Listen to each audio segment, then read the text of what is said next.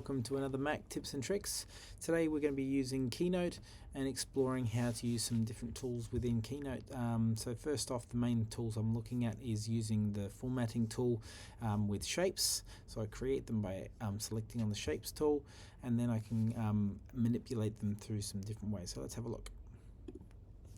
So this is a little activity I've done on fast forward, so you should be able to change the playback speed, so you can see it's going to do it quite fast for me.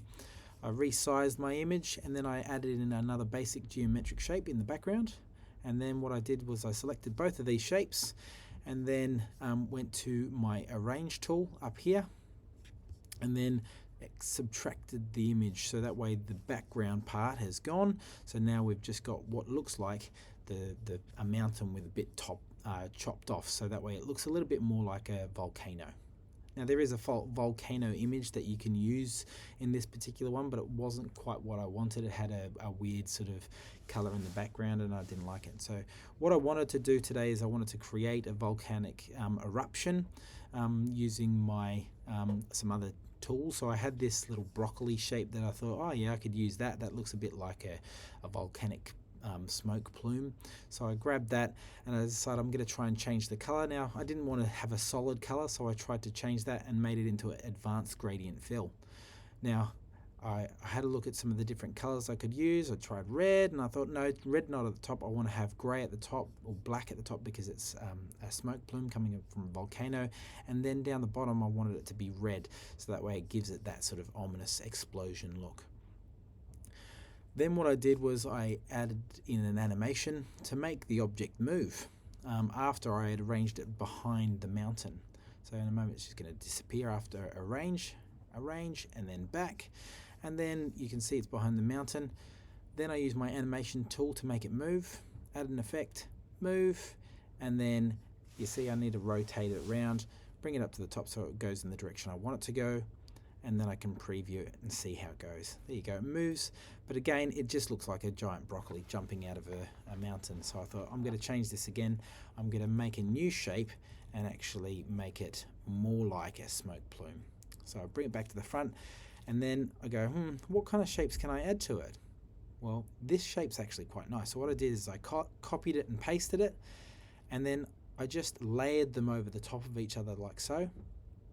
Grab a couple more, copy and paste, and then I select all of these images, go to arrange, and then what I do is I actually unite them and they become all one image.